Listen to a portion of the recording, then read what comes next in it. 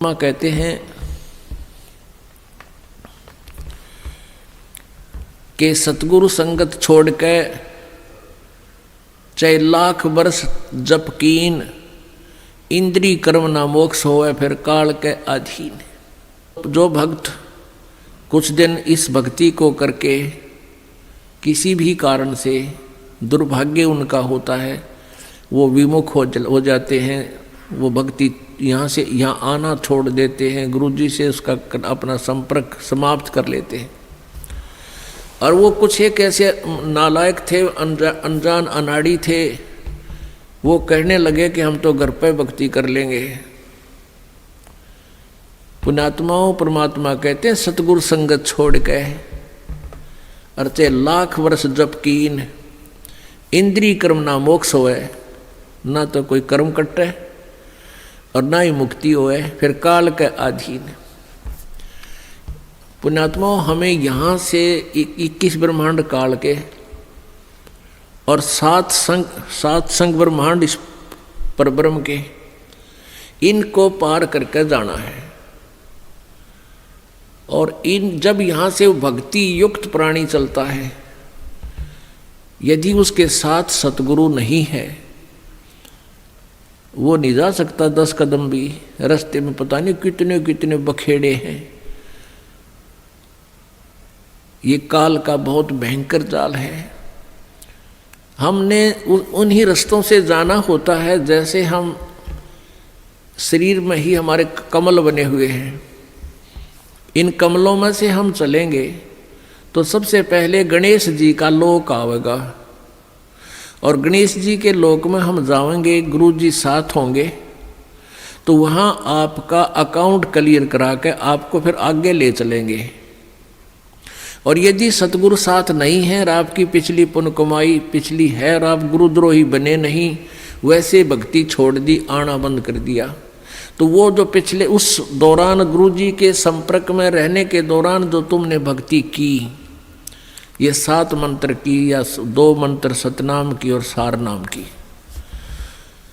तो गणेश जी का जो जाप आपको दिया जाता है उन 7 प्रथम मंत्र में, उस मंत्र की कमाई से आप जी पहले गणेश जी के लोक में जाओगे।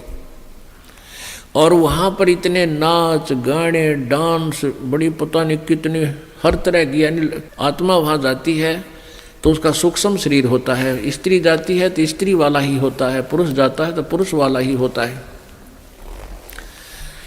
तो प्रत्येक लोक में जाते ही वहाँ हर तरह के नाचने गाने बकवाद, तो अकाउंट कराना तो भूल जाते हैं, उस रेस्टोरेंट में भ्रमित हो जाते हैं।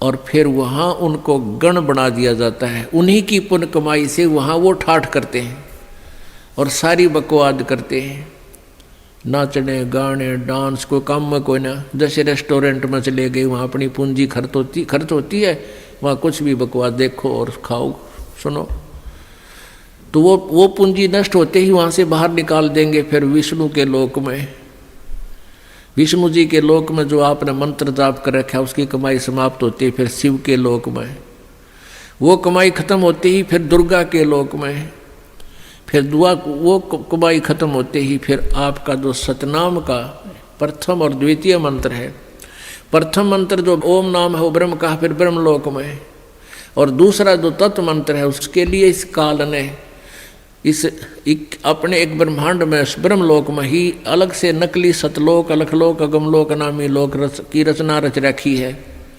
उस दूसरे मंत्र की जो सतनाम के अंदर जो 2 मंत्र हैं, उसकी कमाई से उसको ऊपर नकली सतलोक में छोड़ देते हैं।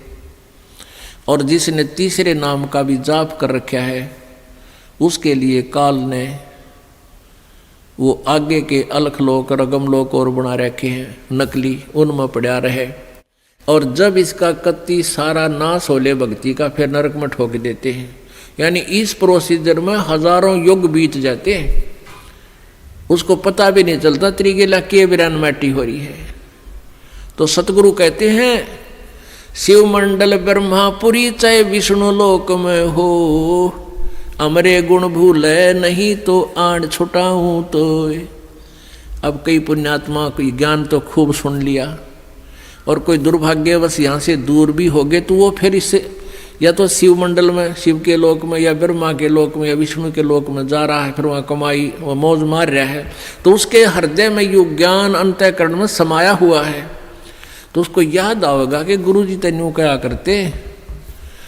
कबीर परमात्मा के ज्ञान को बताते थे, यहाँ तो हमारी पूंजी नष्ट हो रही है, हम तो गलत आ गए, हमने तो यहाँ नहीं आना चाहिए था। कहता वहाँ भी तू हृदय से रोएगा ना मेरे लिए कि भगवान मैंने छुटा लो, कहते वहाँ से भी तुझे छुड़ा लाऊंगा। अब देखो पुण्यात्माओं, ये सु अवसर आपके लिए, जय इसमें पार तय होगे तो होगे, नहीं यू किया हुआ कर्म शुभ तुम्हारे साथ रहेगा, फिर उसका फायदा क्या होगा, के बनेगी। परमात्मा कहते हैं शिव मंडल ब्रह्मापुरी चाहे विष्णु लोक में हो और हमारे गुण बोलना नहीं थे, वहाँ भी आण छुटाऊँ तो ही। मान ली आप चले गए गुरु जी से, यहाँ से विमुख हो गए और आप चले गए विष्णु जी के लोक में, और वहाँ आपको याद आ गई, ओहो रही हम तो गलत आ गए भगवान, यहाँ तो बहुत गलत आ गया, हमारी पूंजी नाश होगी। वहाँ भी आप रोने लग गए, तो वो मालिक परमेश्वर आएंगे और वहाँ से भी आपको ले जा करके कहाँ रखेंगे। यहाँ एक मिनी सतलोक है, प्रत्येक ब्रह्मांड में एक मिनी सतलोक है, परमात्मा का अपना राजदूत भवन है। जैसा प्रत्येक देश में प्रत्येक देश का एक राजदूत भवन होता है, ऐसा परमेश्वर का एक स्थान है। तो उन आत्माओं को जिनकी पूंजी व्यर्थ ना होने दी, जिन याद आ गई, उनको वहाँ से लेकर वहाँ रख देंगे अपने मिनी सतलोक में और बीज रूप में। और वहाँ परमात्मा के लोक में, मिनी सतलोक में परमेश्वर की तरफ से सब आपको सुविधाएं आहार मिलेंगे, उससे आपकी पूंजी नष्ट नहीं होगी। उस वापस फिर उस पूंजी के आधार से आपको फिर पटकेगा परमात्मा सतयुग में। सतयुग में आप हजारों लाखों वर्ष जियोगे, लेकिन साधना गलत करोगे, क्योंकि आप नीचे आने के बाद भगवान की कति नहीं मानते, और जैसा भी काल ने भ्रमित कर रखा है वही साधना पर लगे रहोगे। लेकिन वो सुविधाएं, वो सुख आपको होंगे पूर्व जन्म की कमाई से, भक्ति से। और आप सोच रहे होगे कि मैं जो भक्ति कर रहा हूँ, ये साधना कर रहा हूँ, मुझे इसी से सुख है। इस प्रकार सतयुग त्रेता द्वापर में आप अपने पुण्यों का नाश कर लोगे, कभी राजा बनोगे, कभी पृथ्वीपति बनोगे, कभी स्वर्ग में जाओगे हैं, और फिर आप कलयुग में होगे। और कलयुग में आपका मानव जन्म होगा, फिर यही प्रोसीजर फिर होगा आपको, फिर कभी आकर के हजारों लाखों युगों के बाद ये सुअवसर प्राप्त होगा। जो परमात्मा की शरण में नहीं रह पाए, अभी आपको बताया दो प्रकार भक्ति नाश होता है। एक तो परमात्मा से विमुख हो गए और उन्होंने अपने सभी मंत्रों की कमाई ऊपर ब्रह्मालोक, विष्णुलोक, शिवलोक, दुर्गालोक, ब्रह्मलोक और अलखलोक, अगमलोक में नकली में समाप्त कर दी। उसने तो कई लाख युगों के बाद फिर मनुष्य जीवन यहाँ पृथ्वी पाओगा, और फिर सतयुग त्रेता द्वापर में जो शेष कमाई है वह खोएगा। फिर कलयुग में ही, किसी कलयुग में दाव लगे तो लगे इस समय जन्म होने का। एक दूसरा वो होगा जो परमात्मा याद आ गया विष्णु लोक में जाकर, उसको परमात्मा ले गए छुड़ा कर, अपने रख लिया मिनी सतलोक में, और वहाँ से फिर पटक दिया। तो वो भी सतयुग से जन्म लेता हुआ बीच में राजा, चक्रवर्ती राजा, पता नहीं के बन के अपने पुण्यों को बहुत को नष्ट फिर भी कर लेगा। और फिर कलयुग में इसी समय बिचली पीढ़ी में ही दाव लगेगा, लगे तो लगे ना भी लगे।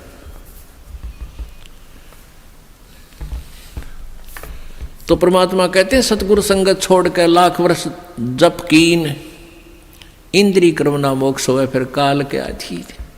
जब ये प्राणी यहाँ से चलता है, आगे नरी अप्सराएं नाच रही होती हैं या युवा देवता होते हैं, दोनों तरफ के मेल फीमेल को अट्रैक्शन करने के लिए इसने पूरा जुगाड़ कर रखा है।